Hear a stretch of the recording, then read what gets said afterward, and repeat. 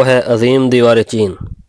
لیکن موضوع کی طرف آنے سے پہلے میری آپ سے گزارش ہے کہ آپ میرے چینل کو سبسکرائب کریں، لائک کریں اور اپنی قیمتی آراء سے نوازنے کے لیے کامنٹ کریں۔ آتا ہوں موضوع کی طرف۔ دیوار چین دنیا کے 7 عجائبات میں سے ایک عجوبہ ہے۔ تقریباً ہر ایک نے یہ سن رکھا ہے، لیکن بہت کم لوگ یہ جانتے ہیں کہ دیوار چین کیوں اور کس مقصد کے لیے تعمیر کی گئی۔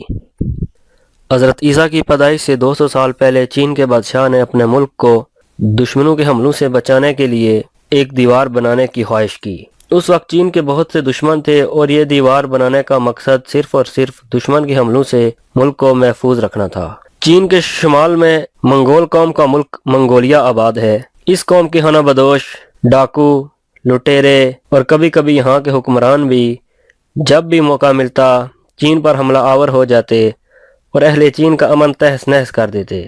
چین کے حکمرانوں نے اس کا تدارک اس طرح سوچا، چین کے شمال میں ایک طویل دیوار قائم کی جائے۔ یاد رہے کہ زمانہ قدیم میں بیرونی حملہ آوروں کو روکنے کے لیے یا تو دیوار رکاوٹ کی شکل میں تعمیر کی جاتی یا شہروں کے ارد گرد خندق کھودی جاتی تھی۔ اس لیے چین والوں نے دیوار کی تعمیر کا فیصلہ کیا۔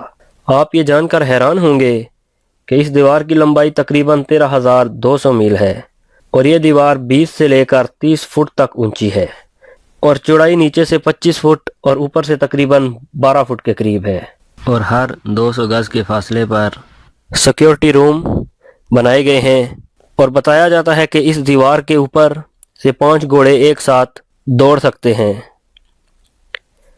اگرچہ قدیم دور میں اس دیوار کا مقصد چین کو سلطنت منگولیا کے حملوں سے بچانا تھا، لیکن بعد میں اس دیوار نے ایک مشہور ترین سیاحتی مقام کی حیثیت اختیار کر لی، اور آج لاکھوں لوگ دیوار چین دیکھنے کے لیے چین کا رخ کرتے ہیں۔ بتایا جاتا ہے کہ جب دیوار ٹوٹ پھوٹ کا شکار ہوئی تو اس کی بنیاد سے انسانی ہڈیاں اور انسانی باقیات ملیں، جو یہ ثابت کرتی ہیں کہ اس زمانے کے لوگوں نے اپنے خون جگر سے اور اپنی جانوں کا نذرانہ دے کر اس عظیم شاہکار کو تخلیق کیا، اور اس کی تعمیر میں تقریباً 10 لاکھ سے زائد مزدوروں نے حصہ لیا۔ آگے بڑھتے ہیں۔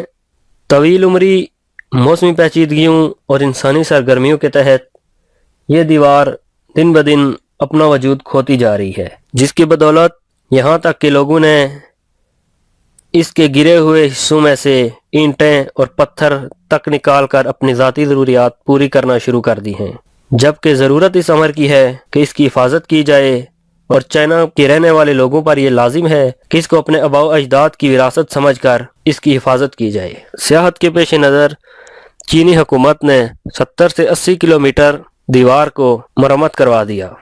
اور دیوار چین کے بارے میں ایک اور وضاحت کرتا چلوں۔ کہا جاتا ہے کہ دیوار چین چاند کی سطح سے بھی نظر آتی ہے، لیکن یہ محض ایک مفروضہ ہے، اس کا حقیقت سے کوئی تعلق نہیں۔ ناسا کے خلا نوردوں نے یہ بتایا کہ اس علاقے کی نشاندہی تو کی جا سکتی ہے، لیکن دیوار چین انسانی آنکھ سے صاف نظر نہیں آتی۔ ایک چینی خلا نورد نے یہ بھی انکشاف کیا ہے کہ یہ دیوار خلا سے نظر نہیں آتی، اس کی دھندلی سی شکل نظر آتی ہے، لیکن جب زمین کے مدار سے نکل کر اوپر چلے جائیں تو اس دیوار کا نظر آنا ناممکن ہے۔ امید ہے آپ کو میری یہ کاوش پسند آئی ہوگی۔ اگلی ویڈیو تک کے لیے اجازت دیجیے۔ اللہ حافظ۔